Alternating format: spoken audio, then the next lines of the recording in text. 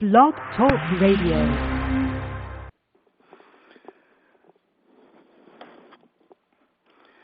This is Progressive Conservatism Radio.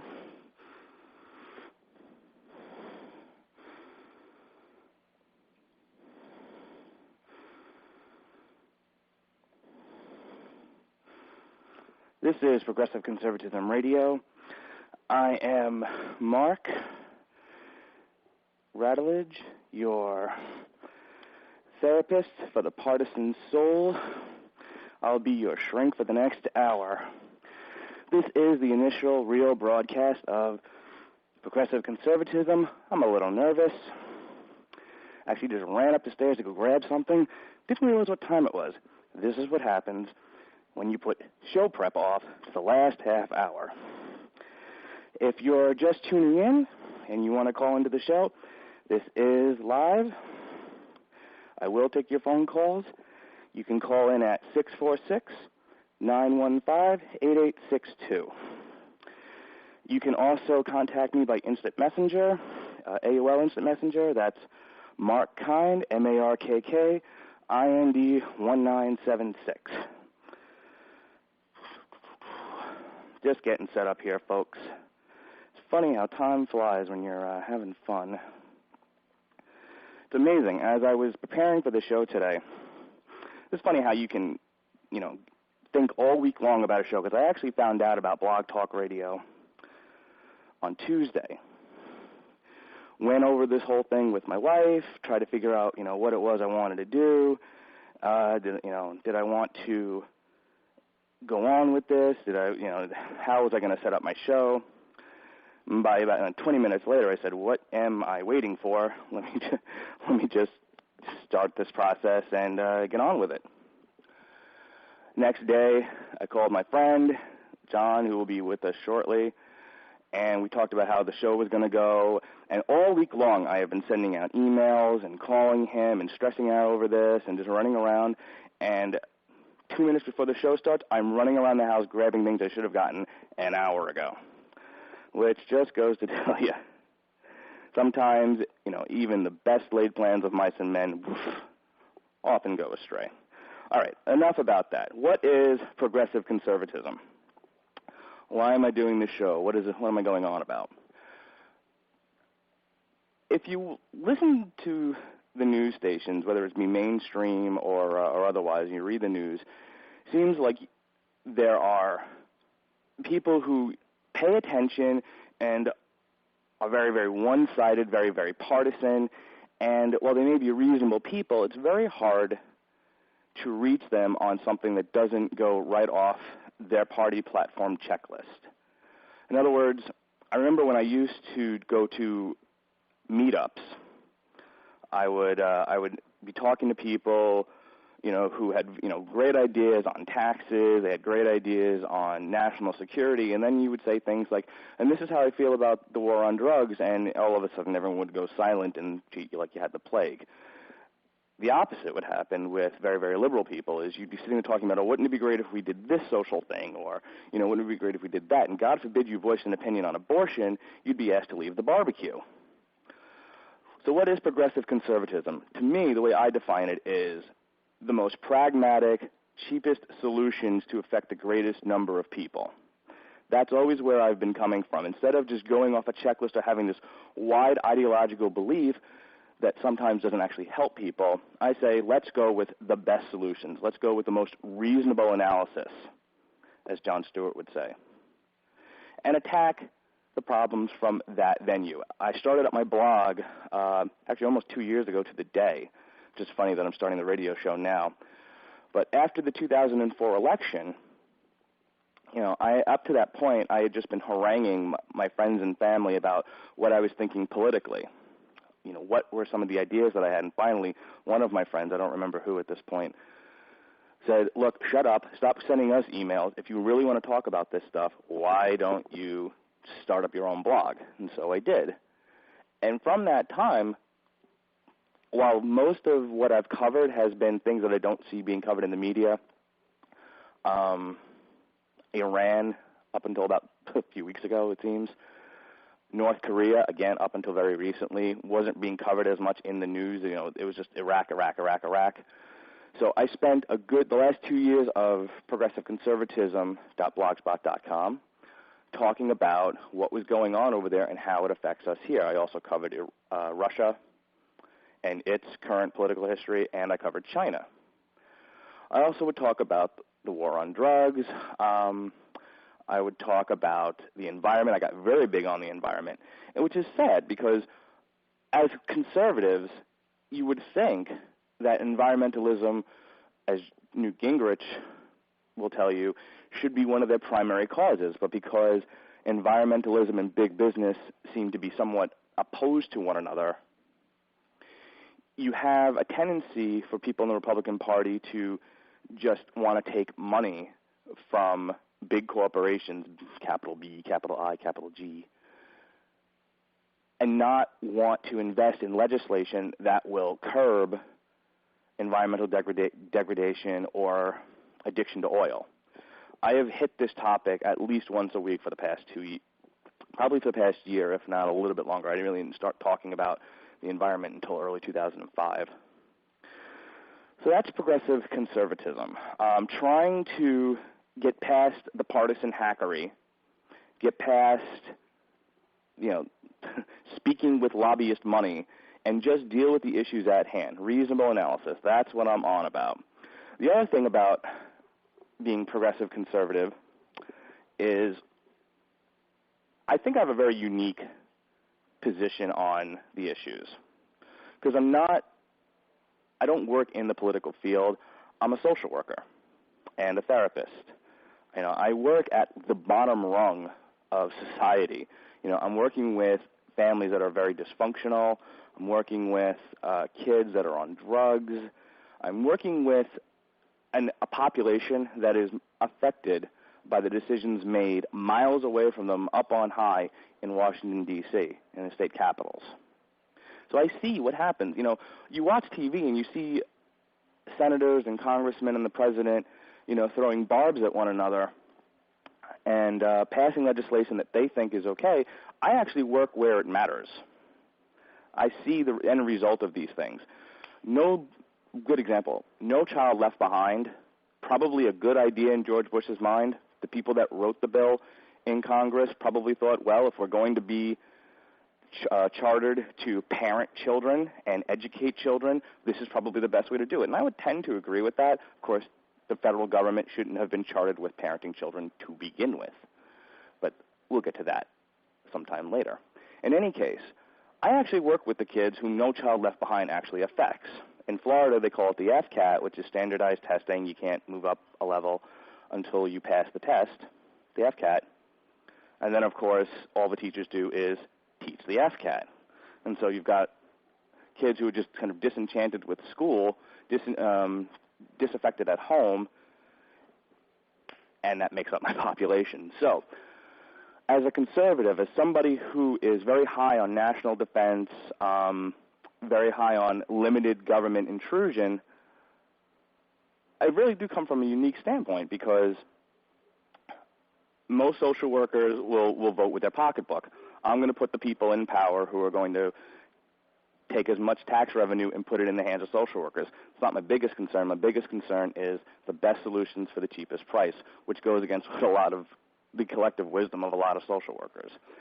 So you're going to get an interesting viewpoint on this show.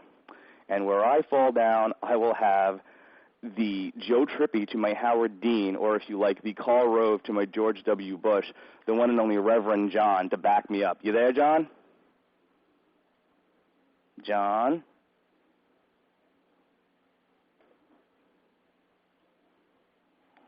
Mark? John, you there? I am. Are you there? I am here. Were you actually asked to leave a barbecue because of your views on abortion? Very close. Because, I've been to a couple barbecues with you, and we've annoyed a number of people at those barbecues. I'm kind of just wondering exactly how far you went with this that you were asked to leave. Let's go back in time. First of all, why don't you say hi to the folks and tell them who you are, Reverend John? Hi, folks in, I guess, Mark's house and the Damascus residence. I'm Reverend John.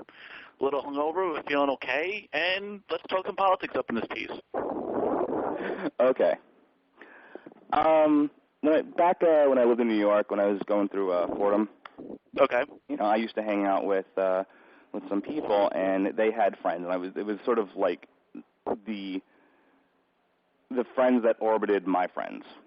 I went to one of their barbecues, and we were just talking politics. We were talking Iraq, and again, I wasn't any more obnoxious than I ever have been. I usually know when to say when.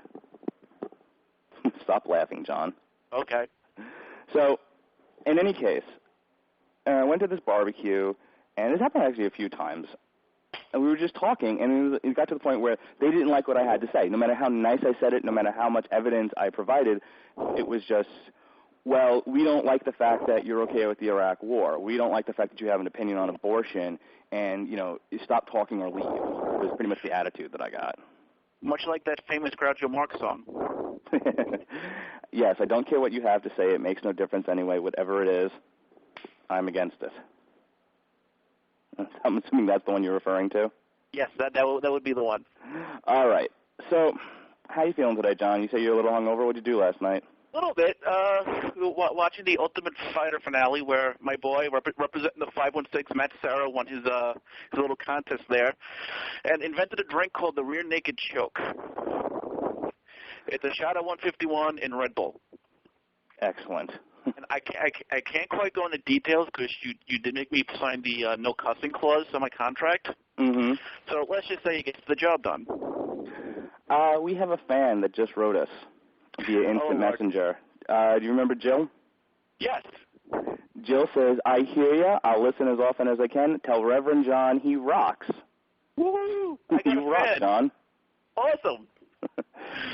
Thanks, my radio Jill. career is all 5 minutes old, and I have a fan. Yes, you have a fan. Oh, you're the best. All right, let's get down to business.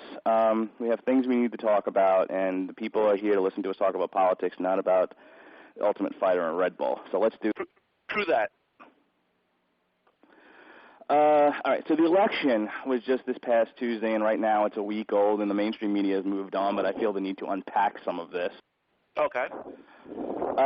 The Senate, much to my chagrin, took a 49-49-2 in the Senate, making them actually 51 to 49 as Joe Lieberman and the socialist senator from Vermont, Bernie Sanders, both caucus with the Democrats. And in the House, which was expected by everyone but me, as I was heavily saying, I'm going to make a bold prediction. Actually, that's not true. Oh, I'm sorry. Who else thought they weren't going to take the House? You and John Bradshaw Layfield on the Fox Financial shows. That's excellent. I keep good company. Yes. He was predicting a full Republican sweep of the Senate and the House. Nice. Actually, all right. Him and the black guy sitting next to him, whose name I can't think of right now. Okay. Yeah, so I was making a bold prediction that, not that they would take a sweep because that's insanity, which would make sense if you're getting your political views from a wrestler, but I don't get my political views, I get my financial tips from a wrestler. Excellent. I thought they would lose a few seats in the House given the political climate. I did not think they were going to lose the whole bloody thing. So, of course, the rest of the world didn't. I didn't think they were going to lose the Senate at all. And I remember the night of the election, I'm sitting here on the couch with my wife, and I've got the computer in front of me, and I'm watching this thing like it's football. and when Santorum lost, my heart fell, and apparently I'm the only one in the country that, maybe except for Rick himself, that didn't think he was going to lose the Pennsylvania Senate election. Mm-hmm. But I'm sitting there and I'm watching the election, and it came down to Virginia between Webb and George Allen. And I really thought George Allen was going to pull it out, and a couple of times he had been in the lead. So I was like, I think for me, for this not to be totally depressing, I wanted him to win. I wanted him to pull out. Even if they had lost the Senate, I said, okay, that's fine. At least this man who put up a good fight still kept it. Nope, dead. Webb took the election there, and we now have a 49-49-2 split, which I'll be honest with you is not exactly a mandate for change. I think there's a couple of explanations for why there was this big changeover. Statistically, it's about right, they say. that, when you have a two-term president, about the 6th year in, people just want a change. How big a change, I think, depends on what's happening at that time, obviously. But I think for the most part, people just get sick of the status quo and say, well, we live in a democracy, let's change some things up. So part of what they say that the big one was Iraq. I agree with that somewhat, of that being the reason for there to be a big changeover. What bothers me about this, and I wrote it in my column this past week in Post-Election Blues, which people accused me of whining, which I wasn't. Things happen. This is democracy. Your people don't always win. Change is good, blah, blah, blah. Mm-hmm. But when people say, maybe you can figure this out for me, John. When people say that, well, I voted for change in Iraq. I want to change in Iraq. Things are not going well in Iraq. What exactly is that supposed to mean? I mean, and what information are you basing that on, given the whole point of being in Iraq now is to build up the police force, build up the armed services of Iraq, and incrementally hand over the country to forces that are ready to protect the government that only recently got formed. I think they went through like 3 transitional governments since 2003. That's what's happening. I'm not entirely certain what it was when people say, well, we want change. What did they expect to change? You can't train people faster. I think they're going. I don't think anyone in Iraq is slowing the process down, because I don't think anyone really wants to be there at this point. Well, so, go ahead. Okay, I'm sorry. I was going to say, you essentially have 2 separate groups of people. You have one group of people who understand that that's what the mission is now, after the Bush administration changed the mission about 85 times, and just doesn't feel that they are competent in getting the job done. The other half of the other group of people watch on the news that we're losing the war, and now they're against it. Do you think it's really essentially media presentation? I won't go as far as to say media bias, though every conservative in the world who just heard that is going to throw an egg at me. You think it's really just image at this point that makes people turn away from the war, and not necessarily an understanding of what it takes to make it so that we can exit Iraq? This being somewhat of a police action and nation-building exercise, people just not understanding what that means. Yeah, because I think there were 2 stories that came out of the election that I think were telling of that. One is, I don't think, especially the voters in Pennsylvania and Virginia, the Democratic voters, realize what they got. Because in Pennsylvania, they voted against the pro-war, pro-life Rick Santorum to vote in the anti-war, pro-life Bob Casey Jr., whose family is so pro-life that his father, when he was governor of Pennsylvania, was asked not to speak at I think it was a 1996 Democratic convention, because he was pro-life, and, Democrats aren't pro-life. And, of course, we must remind our readers that not readers, I'm sorry, we're on the radio now. We must remind our listeners these are the same Democrats who are accepting of a whole lot of different opinions as opposed to the Republicans. The other case is in Virginia, where they voted for Jim Webb, who just became a Democrat recently so he could run against the war. Mm-hmm. Which is funny, because as it started coming out, some of the, for lack of a better term, chauvinistic comments he came up with, had a current Republican senator or Republican candidate made those same comments, he'd be tarred and feathered. Mm-hmm. But because he was close to beating the Republican George Allen, everyone just kind of said, oh, well, he made those comments, 20 years ago, and he doesn't feel that way anymore, even though I think he's been a Democrat for a cup of coffee. Okay, John, we're going to take our first caller, our inaugural caller, and I recognize the number. Just so everyone understands, the way blogtalkradio.com works is when callers come in, you just see the number. You don't see where they're calling from or who they are. It's not like I have a producer and a call screener here to tell me who is who and what is what and what they're going to say. So, this can be dangerous. So I do recognize this number. This is my dad. Oh, Lord. I'm going to ask him to hang on 1 second, though he is right now on the air. I clicked the little microphone that unmutes him. My father and I, probably back in 2002, 2003, pretty much before the 2004 election, had split. And for the longest time, and this is the man that taught me history, taught me politics, and our relationship has mostly been based on our being able to talk to one another and share, and him educating me. And then 9/11 happened. We had kind of a split in the way that we saw the world, and over the course of a year or so, it turned into Hannity and Combs. I can remember sitting at the top of the staircase in our house in Massapequa, New York, and I don't even remember what the argument was over, but we weren't arguing over anything personally. It was over politics, and I'm screaming at the top of the stairs, and he's screaming back at me. So I'm going to welcome my father, Chris Radulich, on the show right now, and hopefully we won't have a return of that screaming match. How you doing, Dad? I'm doing just fine. All right, Dad. You heard my analysis and John's. What you got to say? Well, it's just that when you're talking the war in Iraq, the Vietnamese Asian didn't work in Vietnam. It's not going to work there. Well, what do you mean, Dad, it's not going to work? It's that we can't install an army, we can't install a police force that works with their government. The only people who can do that are the Iraqis, and the only way they're going to do that is if we're not there. I don't agree, yes, and I'll tell you why. Are going to die. What was that? A lot of people are going to die, just like they did in Vietnam. Well, that's what happened in wars, but that's not why I disagree with you. This is why.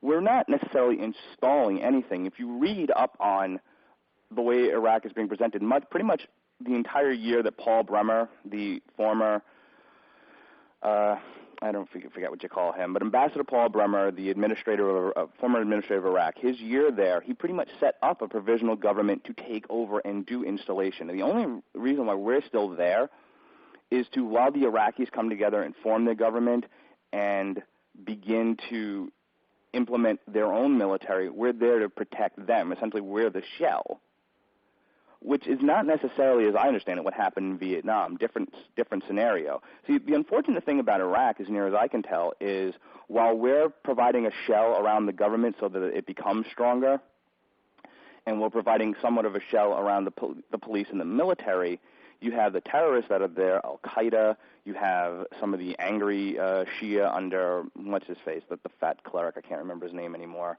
Muqtada al-Sadr, and then you have the former Ba'athists, the Sunnis, all not wanting to really participate in the government to begin with and taking pot shots at us.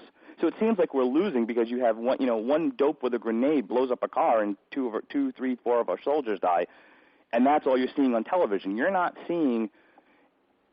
You don't see what happens in the American government on a day-to-day basis that promotes legislation, let alone what's happening in the Iraqi government that's promoting a moving forward of that government. Do you see what I'm saying, Dad? 150,000 Iraqis have died. That isn't the result of 30, 50, 100 terrorists. That's a result of them tearing themselves apart. They're in civil war. They don't want a common government. And we're just sitting there playing with ourselves.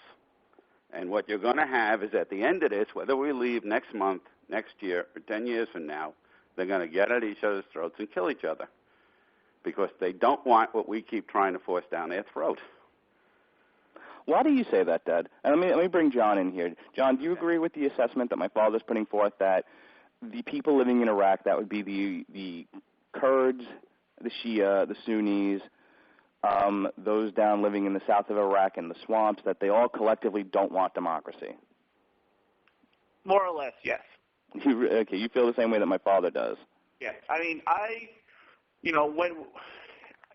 when the war first started, I gave the government the benefit of the doubt that, all right, Iraq has the original reason we went in, the weapons of mass destruction.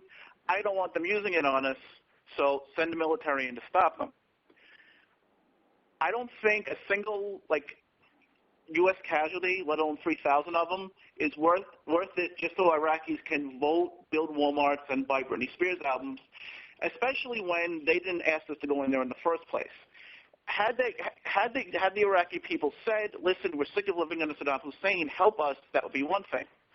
But we basically came in and said, we're here to bring you democracy after we screwed up 3 other plans, reasons why we were there. if they wanted it, this would be going easier. Okay. Let me tackle one part of what John said there, and that is the rationale for going into war. And John and I have had this conversation before, so for John this will be reviewed, and for the rest of you this will be brand new and exciting. Give me a sec, Dad, to unpack this, because you and I have sort of had the same conversation. I don't believe that when George Bush gave his 2002 Axis of Evil speech, where he cited Iraq as, part of the reason why the world was descending into chaos and terrorism and all that, when he said, our rationale for going in to unseat Saddam Hussein is strictly to find his cache of weapons of mass destruction before he hands them off to terrorists, was entirely the truth to begin with. Not to say he was lying. I'm not one of those people. I am saying that he said, well, I have to come up with a rationale that the people will understand. And the people tend not to read. The people tend not to follow these things for whatever the reasons are.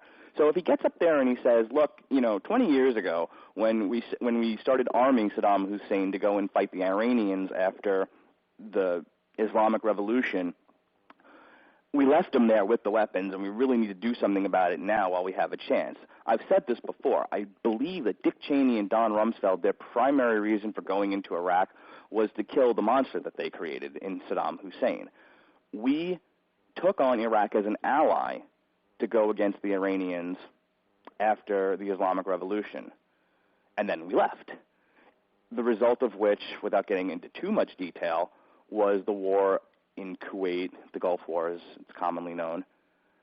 And even at the time, there was a push to go and deal with this guy now. We didn't need him to have all those weapons then. The war with Iran was over, and the Iranians weren't going anywhere at that point.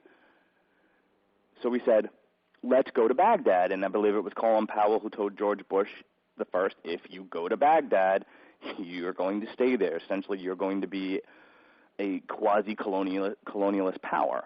You're going to have to stay and rebuild this nation. And I don't think this country has much patience, as we're showing now, for nation building. I don't know why. I could probably sit back and put some thought into where this trend in isolationism and non-nation building comes from in this country. My father will say, well, it comes from the fact that it just doesn't work.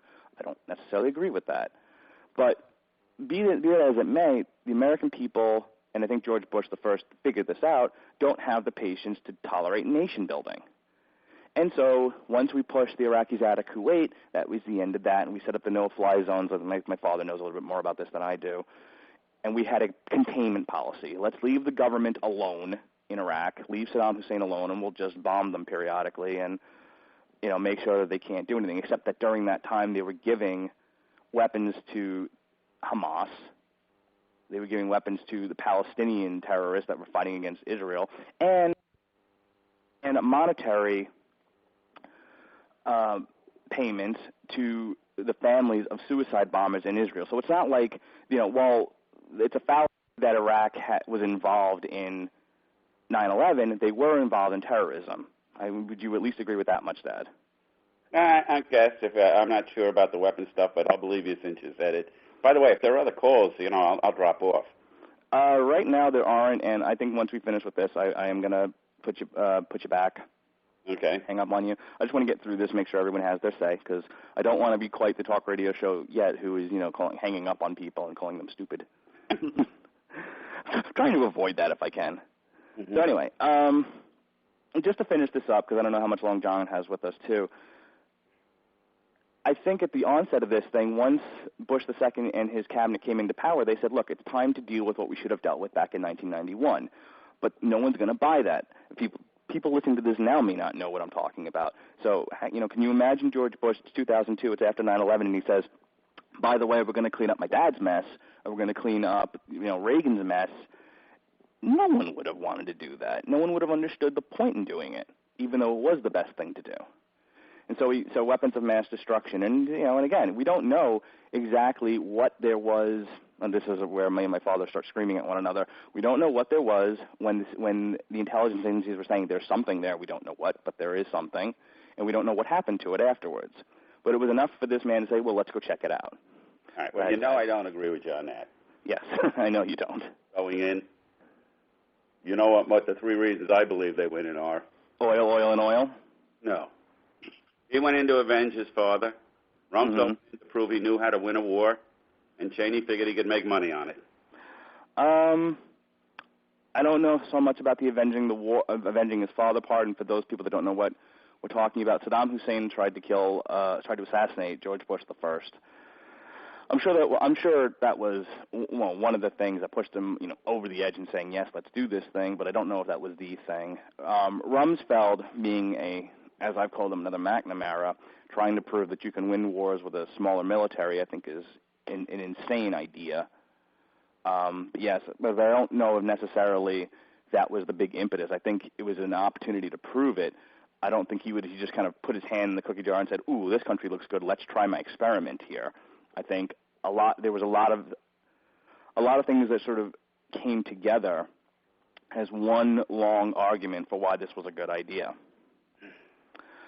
So just to put a final cap on this, and then I'll let Dad go back to being a listener. I think civil war is a bit of a strong word. You would disagree. I think that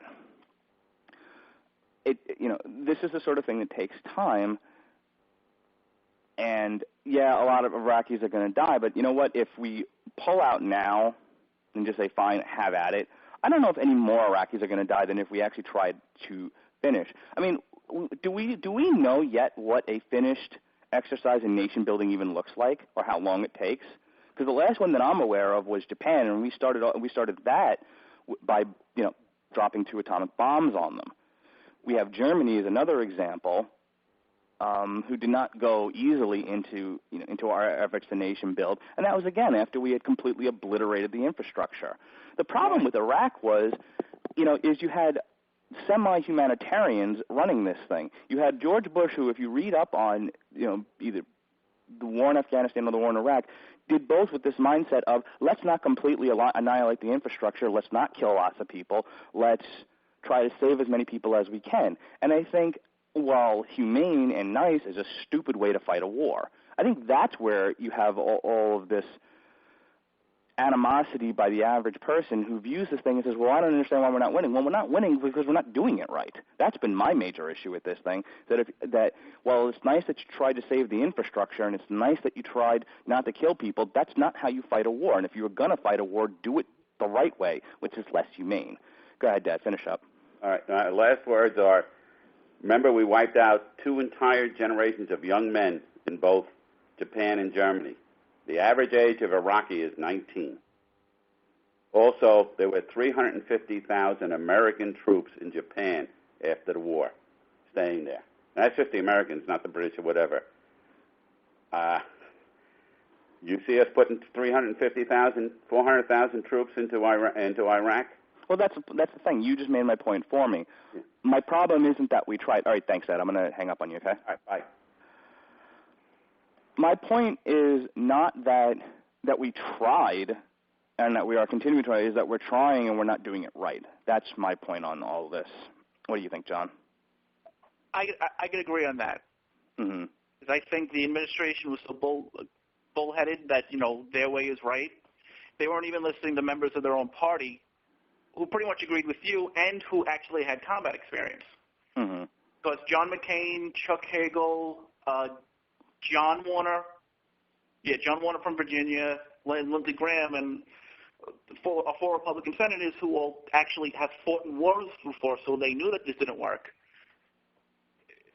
When they tried speaking against it, they usually got shouted down by the rest of the party and conservative pundits saying, "Oh well, this is what George Bush says, so na na na na na." I want to one last point in Iraq, and then I want to hit the other reason why I think this election went up in smoke for the Republicans. Okay. You hear the crazy leftist, peace sign wielding, tie-dyed, communist, hippie liberal running through the streets of New York and other metropolitan areas, going on and on and on about how, no blood for oil, free Palestine, no blood for oil, no blood for oil.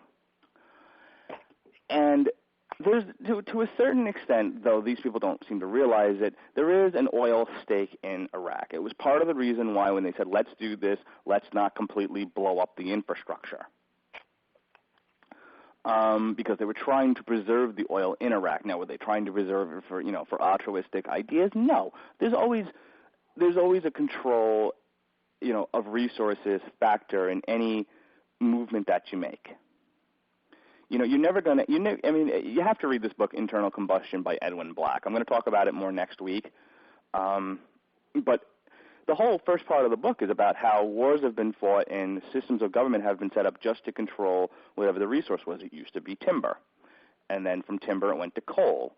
And then from coal to oil. And a good part of modern civilization has just revolved around control of those things.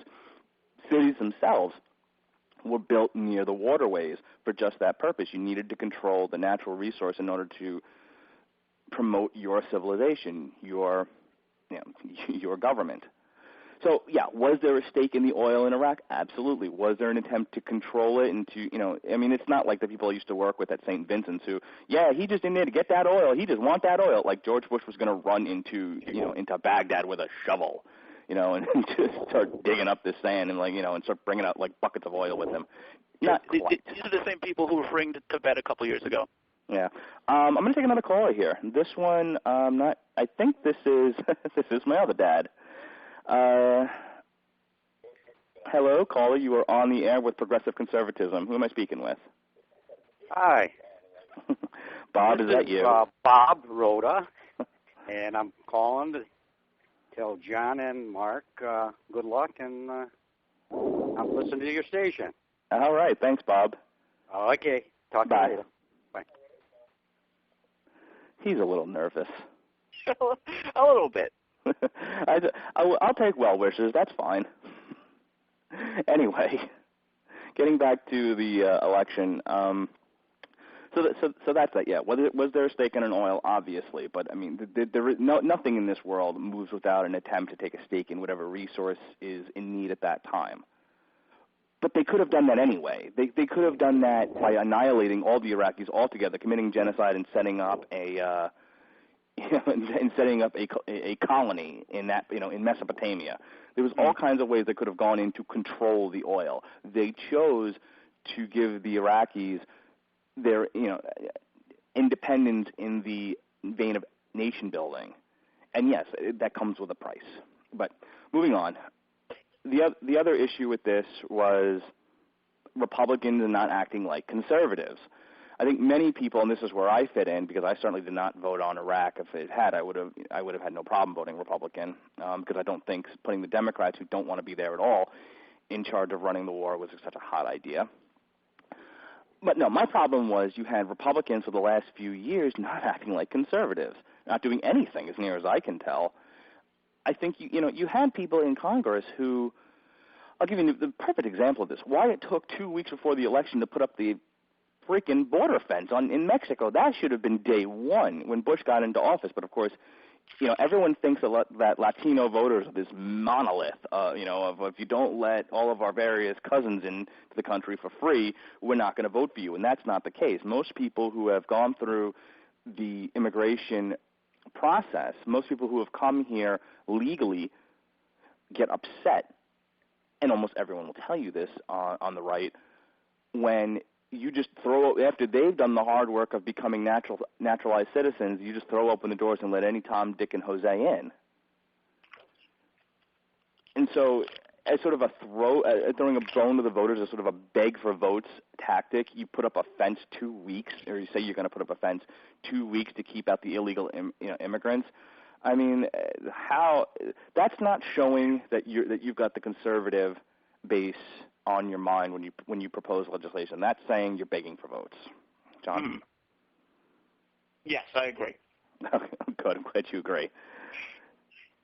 And that was just one example. The Terry Schiavo thing, I don't know if everyone remembers this at this point, but you had every idiot conservative running to a microphone and a camera saying, we must keep this woman alive, and every doctor outside of Bill Frist going, yes, but her brain is pudding. Bill Frist, I really hope he runs for president. Why do you hope he runs for president, John? Why? Because if it's just John McCain and Newt Gingrich, it's not going to be nearly as entertaining. Mm-hmm. All right. Unless you've got something else to say about the election wrap-up, and just to say, look, at this point, actually, one last thing I do want to say about this is, now that the Democrats are in charge, see, part of the reason why I didn't want to vote for the Democrats in this election, like I said, is I don't want to throw out my values over the falls just for the sake of change. If you're not gonna do what I want you to do, I'm not gonna vote for you. And if the people who have already voted in aren't gonna do it either, well, at least at some level we share the same philosophy. I don't want to vote in somebody who sways liberal, because we're probably not going to see things the same way, even if you can't promote that legislation at that time. I do have some inkling of how politics works. Mm-hmm. But I have been reading about the Democrat agenda, and it's actually not so bad. And if this is what they promote, then I have no problem staying with the Democrats come 2008. Before I get to that, we have another caller, and this number I don't actually recognize. So hang on one second. Wow. Okay, caller 516-390. You were on the air with Progressive Conservatism. How you doing? Very good. How you doing, Mark? John? Oh, hey, it's Mark Demosky. How you doing? Very Mark, good. we're shaking, baby. Hey, what's up? Congratulations on the show. Thank you, sir. Definitely very cool. All these wonderful things the internet can do for us these days. Yep. Pretty soon, if this keeps up, we won't need to worry about big companies taking control over things. We'll all just be able to provide content ourselves. That would be pretty cool. And then the big companies will buy it from us. Of course. Or they'll just take it over like they usually do. Yeah, exactly. Mark, two things. One, I got your article. I'm gonna get to that before the hour's up. Okay. That was some hot stuff. Right. I thought that was pretty amusing and right up your alley. I wanted to go back a little bit. I know you were talking about the Mexican fence and all that stuff. You mentioned before that you thought one of the reasons we weren't doing well with the war in Iraq is because we weren't fighting it the right way, that we need to fight it in a less humane way. Mm-hmm. And my question is, doesn't that make us the bad guy? Like, what's the degree? What's the level of less humane? How do I phrase it? What's the line? Before we can be more aggressive, but still portray our attitude as, hey, we're the good guys here. Well, let me try to answer you by asking you a question. And I swear to God, I'm actually going to answer you, but let me put this to you first. What would have been more humane in World War II? To have continued fighting the Japanese, who were kind of, the modern-day Islamic terrorists. You had the kamikaze pilots just flying planes into us, You had people willing to die to protect the empire, the Japanese empire. And it probably would have cost us just thousands, hundreds of thousands of more soldiers in order to take Japan. We said, to heck with that, and we enacted the Manhattan Project and dropped 2 atomic bombs. They surrendered shortly thereafter because they thought we were going to make Japan extinct. So, again, we saved a lot of American lives. We probably saved a lot of Japanese lives in the long run because we were able to end the war and then rebuild their civilization. Right. Or had we not dropped those atomic bombs, continued to fight the war, and we might still be fighting it to this day. Who knows? All things. If we had let the war go on interminably, who knows how it would have changed? But it seems to me, dropping the bomb on Hiroshima and Nagasaki, that needed to happen. That war needed to end because there were too many millions and millions of lives already lost. Not just soldiers. You're talking about, civilians, the Holocaust and all the things inside of that war. Mm-hmm. I think Iraq is on a completely different level of that. We saw a situation that was, getting a little out of control, and we decided to go get in there and make it right based on our own views of what things should be over there. And I'm not saying, and all the reasons, the WMD stuff, I'm not going to go into that. But I don't think it's fair to relate World War II to what happened in Iraq. It's almost, the scale is almost just way off there. That war needed to end, so we dropped the bomb and said, look, you know what, that's it. Right. Anyone else want radiation, line up, but this war is done, and we're ending it right now. I see what you're saying, Mark. We've talked about this before. At what point do our values, at what point do our values define who we are, and and are we going to, go to the level of our enemy in order to win? And then does that then make us as bad as them? Are we as bad as the mullahs in Iran if we're willing to commit, atrocity upon atrocity in order to promote our way of life? That's essentially what you're getting at. And then the other question is, does Iraq rise to the level of World War II? And I mean, those words mean something. Right now, it's just a title we're all familiar with, but it was a world war. An entire continent, several continents, ripping themselves asunder, ripping themselves apart over a variety of issues, none the least of which was, the near extinction of the Jews in Europe. So I get what you're saying. I think you need to know where this is all headed before you can decide how you want to get there. And that is to say that if you're on with the terrorists, with the people who want to set up a caliphate in North America, I think if you let this go long enough, if you continue to appease, if you continue to try to understand, as some of the liberals say, eventually what you're going to have is terrorists coming into North America doing the same sort of things they do in Israel, and our answer is going to be, well, we just need to understand it. We just need to understand it. Even though shortly after 9/11, there were people saying we shouldn't go into Afghanistan.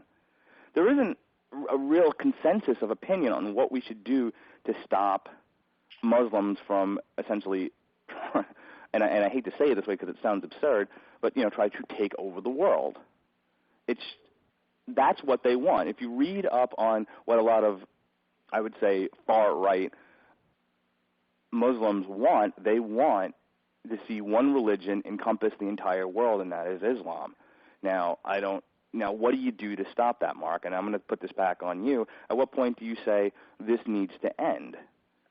There needs to be a definitive end to this sort of thing, and it needs to happen soon before we lose the advantages that we currently have. And we do have a tremendous advantage over the Muslims right now. We have everything essentially but the propaganda war.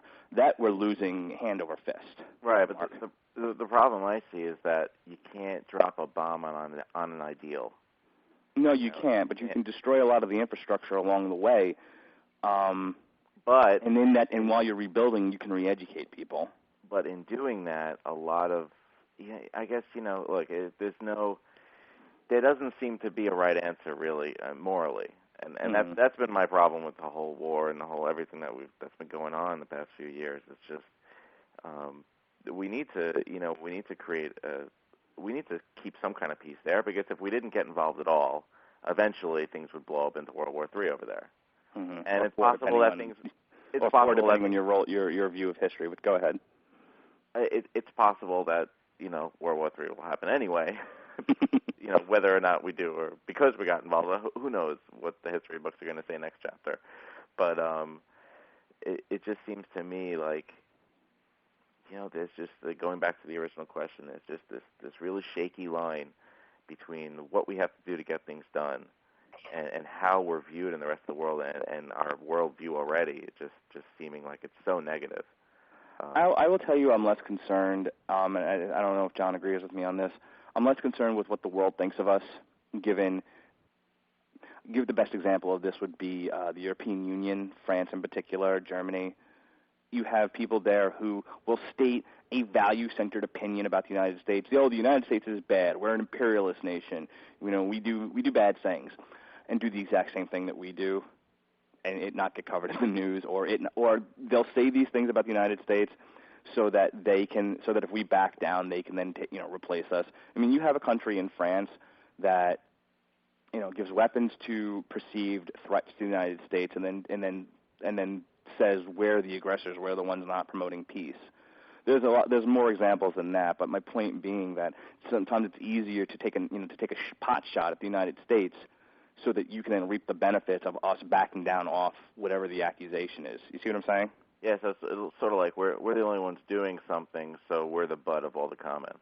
Right. It's hard. It's lonely at the top, as they say. But the morals really don't weigh in for me. I think you need to keep some perspective. I think you need to have the best plan like I said at the top of the show, the best plan for the least amount of money. And sometimes, from a moral standpoint, it's atrocious. But if you take the long run of things, the long view, it's what you have to do. I mean, you look at the people who are death penalty advocates. They're saying, well, yeah, you murder one person, but you stop him from murdering 10 other people. Moral? No. Absolutely not. If you view murder as something that's immoral, then how does that not extend to all cases, whether it be abortion, the death penalty, what have you? But some people will say, well, it's a very moral thing because you're protecting others. Well, fine. How that doesn't extend to war is beyond me, that particular argument. If killing X amount of Muslims in Iraq, and unfortunately risking Y amount of soldiers American soldiers in Iraq means we're going to save a lot more people down the line, to me, by the same argument, that makes it moral. I'll give you the last word, and then I'm going to hang up on you. Well, we'll just kind of see what happens. I think when what you say is that the plan, we got to see the plan through. I mean, I think we need to revise the plan because things are obviously not going exactly the way they wanted it to. Well, that's what the next couple of months are going to show. I mean, but with Bob Gates in there, is it Bob Gates, John? Yes. Okay, with Bob Gates taking over Rumsfeld's spot as the Secretary of Defense, and him being part of the committee on essentially making changes in Iraq and the Iraq policy. Hopefully we're going to see some strategy changes. Does that mean we're going to dump 3 times as many troops in there? Are we going to pull out? Are we going to juggle? What are we going to do? We're going to dance naked in the streets of Baghdad? I don't know. But that was the whole point of this election. All right, thanks for calling in, Mark. Hopefully we'll talk again next weekend. Okay. Bye. Bye. Oh, wow. I spent a lot of time writing up a format for this show that we didn't really use today. Yeah. It's kind of funny because there was it's almost like actual politics, because I know they did an episode of The West Wing one time where the deputy chief of staff was giving a speech, and he had mentioned how they start off each day at 6 o'clock in the morning, where they have a format and a plan of what issues they're going to tackle and what's going to go on, and by 6:10 they throw that out the window and wing it. Well, I said this was going to be a caller-driven show. We had 3 callers. And they broke the show. And then that took up the show, yeah. But I brought you on, John, not just to, kibitz with and sort of help me through this process, but also because you've been following the presidential election in 2008 a lot more closer than I have. I want to get your opinion on a couple of things. I know that you've been doing some research on who's running. If you go to pollingreport.com, that's pollingreport.com. They actually have a couple of really, really good polls and the most likely candidates for who's running. I want to run down first the Republican list because the Democrat list is pretty obvious. As a matter of fact, if you don't know who's running as a Democrat in 2008, turn the show off because you need to do some homework. Yeah. Don't turn the show off. That's bad. I shouldn't turn away listeners. Okay. According to McLaughlin and Associates, a poll of Republicans and independents showed John McCain, for Republicans only, John McCain gets 28% of preference for Republicans presidential nominees. He gets 28. Republicans and independents, he gets 26. Next is Giuliani with 22. Condoleezza Rice, who, if asked, will not run. If she runs, if elected, will not serve, because she wants to go run the NFL, allegedly. 13 and 12. Then my buddy Newt, 5 and 4. Mitt Romney, the former governor of Massachusetts. Yes. 4 and 4. George Allen, which is probably going to be less now, being this was as of November 7th. Yeah. 2 and 2. Bill Frist. Do I even need to read this? George Pataki, Mike Huckabee, Sam Brownback. I know is your pick to run. I love that guy. For comedy value. Tom Tancredo, Duncan Hunter, and then 22 to 27 unsure. Okay. Let's go down here. There's a couple of polls here. CNN, please tell me which of the following people you would most likely to support for the Republican nomination for president in 2008. Giuliani actually runs away with this one. Mm-hmm. With 29% of the vote. Then John McCain at 27, Newt at 12, Mitt Romney at 7, Frist 6, Pataki 5, Allen 2, Brownback and Monty Python 1, and Unsure 11. The 11 actually ranks 4th in this poll, which I think is really, really funny, that a lot of the people on the list don't rise to the level of assurance in people's minds. Yeah. But the problem with all of these polls is that they poll the U.S. as a whole, mm-hmm. as opposed to just Iowa, New Hampshire, and Carolina. Right. The primary is usually decided by about South Carolina. Yeah. But I think that's what did McCain in 2000. But the Bush machine told people, hey, guess what? John McCain has a dark-skinned baby when it was the baby that he and his wife adopted from, I think, Cambodia. Right. Which just goes to show you that, George Bush probably not a racist, but will he utilize racism to win? Yeah, why not? Yeah. I mean that's the main flaw with Giuliani doing so well in the polls, where as a New York resident, I think Giuliani would make a great president, but as it gets down to the Southern voters, he's still someone who's been divorced, thinks gay people should get married, and it should be legal to have abortion. So the fact that, when he was running the city of New York, education scores were up and crime was down, it doesn't matter mm-hmm. to get to the primary, as opposed to, say, someone like Bill Frist, who will score higher just because he's one of them. Right. I mean, at least the Democrats have I mix it up a little bit. I believe they're throwing in Nevada and I think Michigan in between Iowa and New Hampshire. Mm-hmm. To shake things up a bit.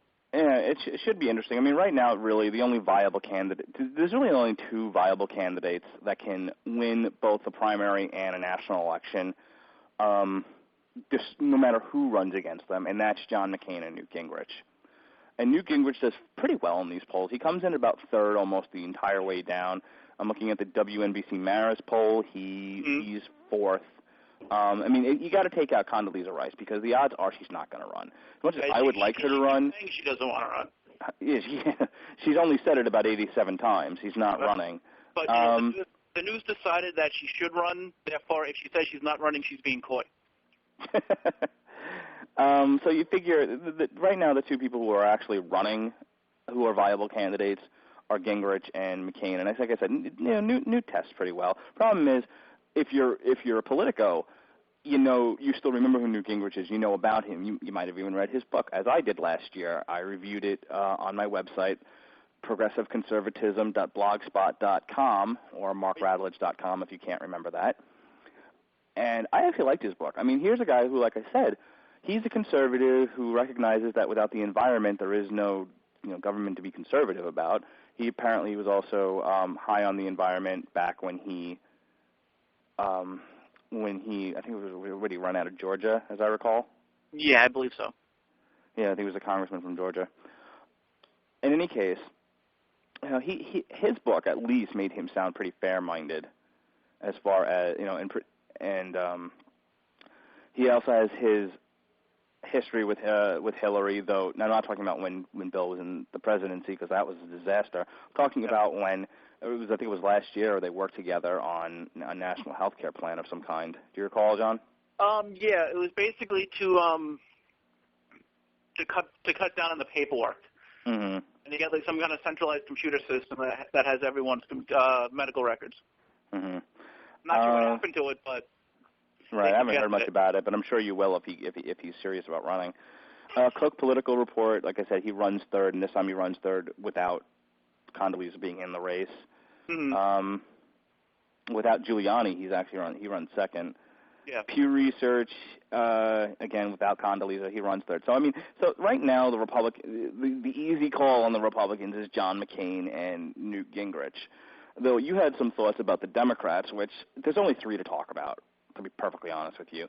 And that is good old Mrs. Hillary Clinton, your senator from New York, who surprisingly won in a landslide, didn't she? It really shocked people, huh? This is actually kind of funny because apparently she spent more money than any other candidate running this year. I have no idea what she spent it on. I see. As you said, I live in New York. I saw no vote for Hillary signs driving anywhere.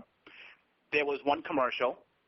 She was running against a guy who the only reason I know his name was because he has the same name as the guy from The West Wing who passed away. So what exactly she spent? I think it's $24 million on. Damned if I know. Yeah, she runs at an even for McLaughlin and Associates. She runs at 30 and 27 for Democrats and Independents. Then there's Barack, and then there's Al, and those are the three people that you need to talk about because the rest of this list: John Foot and Mouth Kerry, John Pie in the Sky Edwards, Joe Biden, who is not presidential material but will probably make a damn fine Secretary of State. Yes. Bill Richardson, he's fine. Again, not good guy. I understand running New Mexico quite well. Mm-hmm. Again, not going to win a national election. Evan Bayh, Russ Feingold, Christopher Dodd, and Tom Vilsack. Yeah, who? I fell asleep halfway through that list. Got about to John Kerry and started to get woozy, did you? Yeah. Wow. The NBC Marist poll from September 20th, 2006 has Tom Daschle on the list. Yeah, because, I mean, it got to the point where they were just throwing out any name out there. Mm-hmm. I mean, I think there are essentially two things to look at. On just the Democrat side, it's actually on both sides, it's Al Gore and Rudy Giuliani, because if they're going to run, the best thing for them to do is to stand back, watch the senators make fools of themselves, much like what happened with the Lieberman election, whereas, he ran and everyone was on his side, but then he lost a Democratic primary to that guy wearing a suit. Right. Those exact same senators all, jump ship. And when they watch the senators and the senators / the Washington establishment eating each other, then the former vice president and the former mayor of New York City can come in and say, hey, look, I'm a viable outsider. I'm tired of this Washington hooey. Vote for me. Right. So I think in the case of the Democratic side, if Al Gore decides to run, you're going to have him and Hillary, which would actually be kind of entertaining, and that's when Barack Obama would come in because as they're screaming at each other over nonsense, he could say, well, look, I just want to lead the country. Right. Barack not going to win a national election at this time. Picked for vice president. Possibly it's going to be him and Wesley Clark fighting it out for who gets to stand at Hillary Clinton's side. Yeah. Now, if for some strange reason, I'll tell you right now, depending on who runs against the Democrats, if Al Gore gets nominated and Al Gore just runs strictly on I'm the environmental guy, I'm the inconvenient truth guy, I'm not here to hurt business, but if we don't get off of oil and we don't, and we just rely on coal, we're going to be in deep trouble. I'm the guy that's going to fix it, okay? Forget Iraq, forget everything else. I'm going to be the environment guy. Then I would probably vote for Al Gore, to be perfectly honest with you, because I think that's become, other than national security and the war on drugs, which nobody ever talks about, that's really been my biggest concern. Because, again, if you don't do something about the oil situation and the environmental situation in this country, there isn't going to be much of a government to talk about. And so all these wonderful other things that we debate over are not going to be an issue because we're going to be underwater. Yeah. So the possibility that if Al Gore can take the nomination away from Hillary, I'll probably end up voting for Al, which it's almost hard for me to say that. But we are at 1:30. And though Blog Talk Radio allows us to go over time, I want to clean things up here. Is there anything more you want to say about the election, John? No, not about 2008. We're good there? Okay, two things. One, I said I was going to read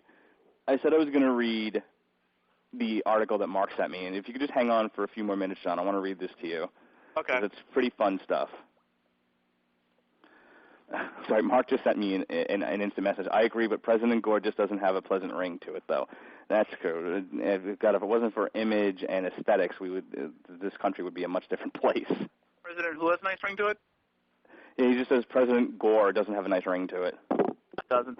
It's for that reason that like Mike Huckabee would never won. President Huckabee. Maybe he just needs to change his name to President No Oil. Yes. Okay. Discovery creeps to launch pad. This is from CNN Science and Space, posted on November 9th.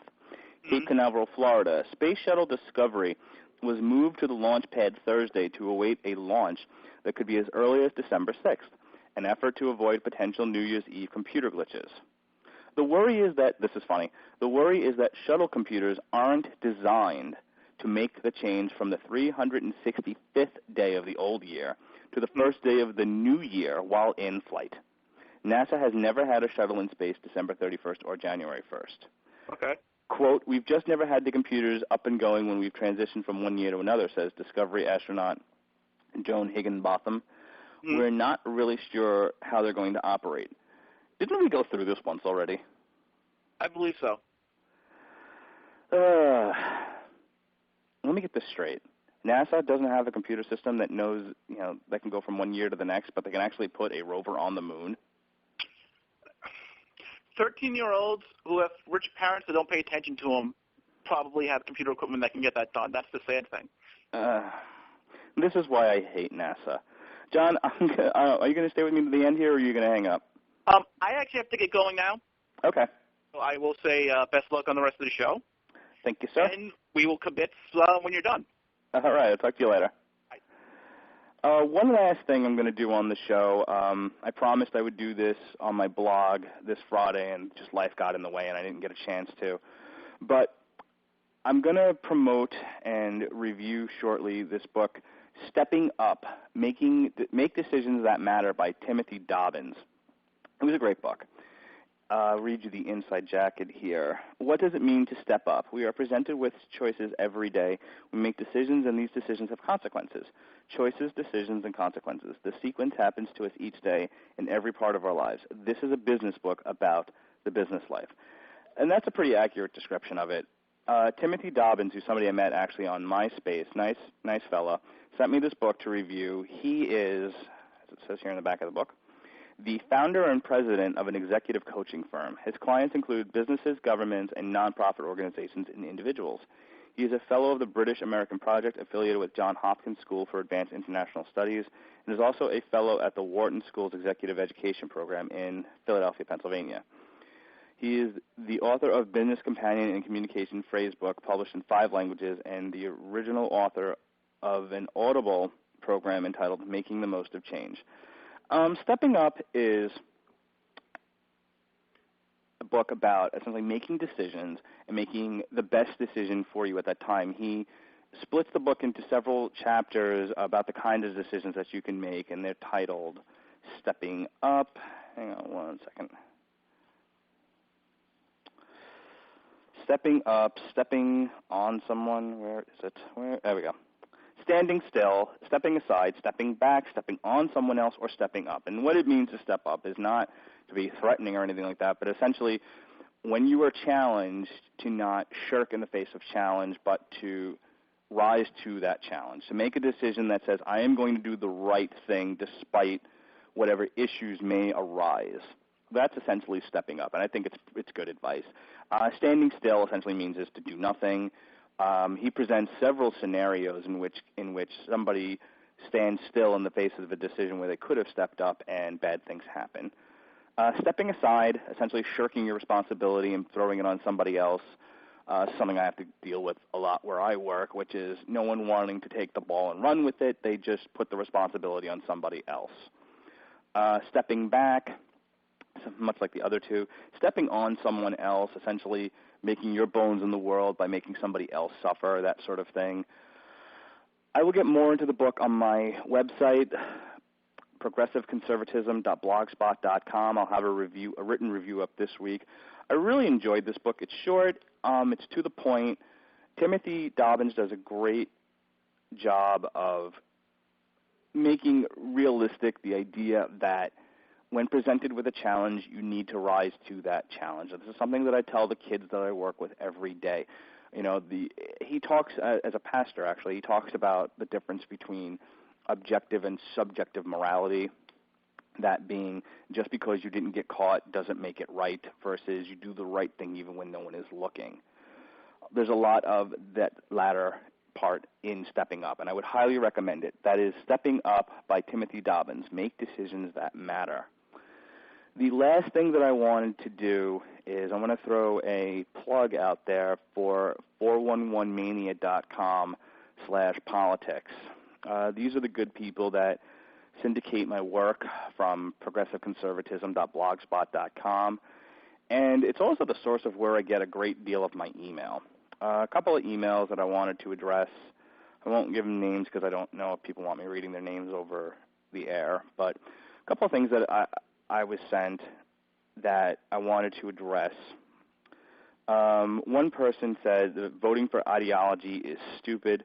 The reason why the Republicans lost is because people did, in most cases, vote for the better candidate. I live in Florida also, and from what I read around the country, the campaigns were run to the same tune. All the Republican ads, especially Katherine Harris, were incredibly negative, dirty, and full of smear. I can remember Harris's ads clearly stating, do not vote for Bill Nelson because he is a liberal. She even attacked him about his church and religion. Hey, look, I'm not an ideologue. When I wrote Post-Election Blues, I was upset, I'll be honest. But, life goes on. That's what living in a democracy is all about. I understand that, and I wasn't whining about it. What I was saying was I don't really understand people's logic in voting. And if you voted against, for an example, if you voted against Katherine Harris because she was a dirty trickster and somebody who was a smear tactician, okay, great. I didn't vote for Katherine Harris either, and I'm a Republican. So, again, it wasn't about the fact that the Republicans lost. It's about your personal ideology behind why you voted the way that you did. Again, if you voted for change in Iraq, and you had to know what it was the Democrats were going to do as part of that change was my issue, and I think that's what I was challenging. I think people just kind of said, "Oh, I want change," and didn't really have an idea as to what that change should have been. Maybe I'm not giving people enough credit. Who knows? This is my favorite one, and this is the one that made me want to do this segment. You are whining about losing. How about they deserve to lose, and that when given a blank check, this president and his administration, have lowered our standing with the world community. This is what my one caller Mark had said. Squandered billions and treated citizens who survived a natural disaster like third world refugees. I don't know if the Democrats would have handled Katrina any better. I don't know if had Gore won, if he had what he would have done in the face of Al Qaeda operating out of Afghanistan. Certainly, there were many Democrats at the time, liberals, really, who said we shouldn't have even gone into Afghanistan. So I don't know what Gore would have done. And again, this person's making a judgment saying, "Oh, well, I'm holding the water for the Republicans." When they had Congress for X amount of years, they didn't do the right thing with it. Life is interesting in Washington, is my point. It's not that I think Republicans do everything right, and in this case they messed up and they deserve to lose. I don't know how much better the Democrats would have been.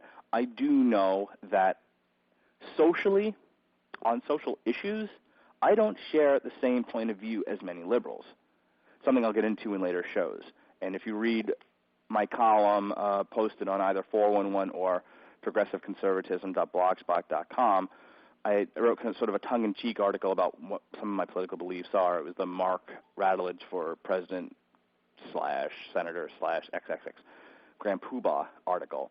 And again, I don't want to stand next to the no blood for oil-free Palestine guy. I don't want to stand next to the, abortions for everybody people. And I think this was why I wrote the Post-Election Blues article and saying, I hope this doesn't end up becoming a defeat for my political ideals. I don't so much care about the people who we threw out of office, because if they weren't doing their jobs, you're right, they should go. But I don't want to see the country take a hard left. And from what I can tell, and this will be the last bit here that I'm going to do, from what I can tell, it doesn't seem like Nancy Pelosi and company are going to take the country a hard left. This is from the PalmBeachPost.com business section, the article is entitled The New Congress, Key Issues for Business. And again, I'm going to read through this, and I'm going to end the show with this. And if this is what the Democrats do, and pretty much all the Democrats do, and they don't just cut and run in Iraq, I'm actually fine with it. I'll more than likely vote for these people again come 2008. Because on social and domestic issues, if this is what they do, I will actually stand with them without feeling like my particular values had been betrayed. Let me unpack this. Here's the outlook for the financial agenda items in a new Congress in which Democrats will control the House and Senate. Energy, one of my big issues. Big oil is especially big in incoming House Speaker Nancy Pelosi's home state of California. But environmental concerns are even bigger. Look for tax hikes to hit the major oil corporations, with the money going to fund new incentives for conservation, renewable fuels, and alternative energy technologies. If you do that and you do it without totally punishing the business community, great, I'm with you. Immigration. Ironically, President Bush has a better chance of getting his guest worker program, boo, passed with Democrats controlling Congress. His fellow Republicans blocked it this year, as they should have. Look for a comprehensive immigration package that tightens border security, yes, enforces workplace laws, and gives the 12 million undocumented aliens already working here a shot at citizenship if they undergo rigorous background checks, pay back taxes, and learn English. You know, as a compromise solution, I actually don't mind that so much. I was opposed to just blanket amnesty for people, but you know, this at least says that at least is a pragmatic solution. I would prefer total deportation of illegal immigrants, but I'm not going to get my way there. So that's a nice compromise. Minimum wage. Democrats have long sought to raise the federal minimum wage from its current level, which is $5.15 an hour, to $7.25 or $7.50. Pelosi pledged to get that done immediately. There could be a battle over whether to index the increase to inflation or whether to include what Bush calls compensation for small businesses. Great. Tax policy. The perspective shifts from Wall Street to Harlem as Republican crazy Charles Rangel, the Democrat from New York. I love anytime he's on. Him and Ann Coulter, I think, should have their own radio show. I'd listen. Becomes chairman of the House Ways and Means Committee, which originates all tax legislation.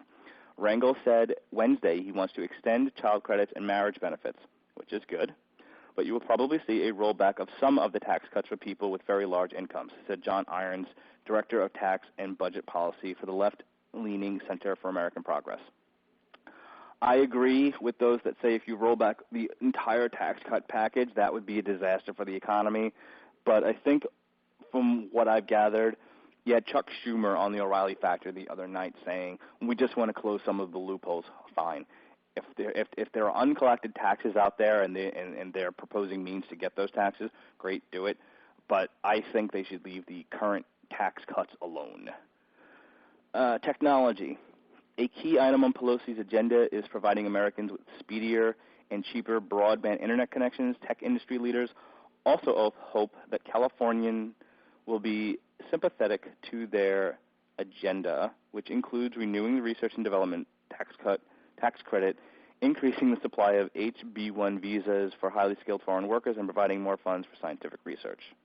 Okay. Healthcare. Bush tacked a prescription drug subsidy onto Medicare, but insisted that pharmaceutical prices be governed by market forces, which was stupid. Democrats want the government to use its purchasing heft to negotiate lower prices for participants. It's part of broader ambitions aimed at preventative medicine and helping to provide basic health insurance for 47 million uninsured Americans.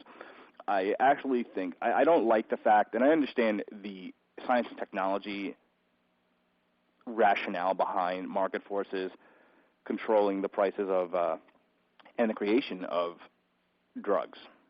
However, preventative medicine really is the way to go. You should be able to wipe out the diseases, not, and any doctor will tell you this, that our medical system, because it's controlled by market forces, is really screwed up.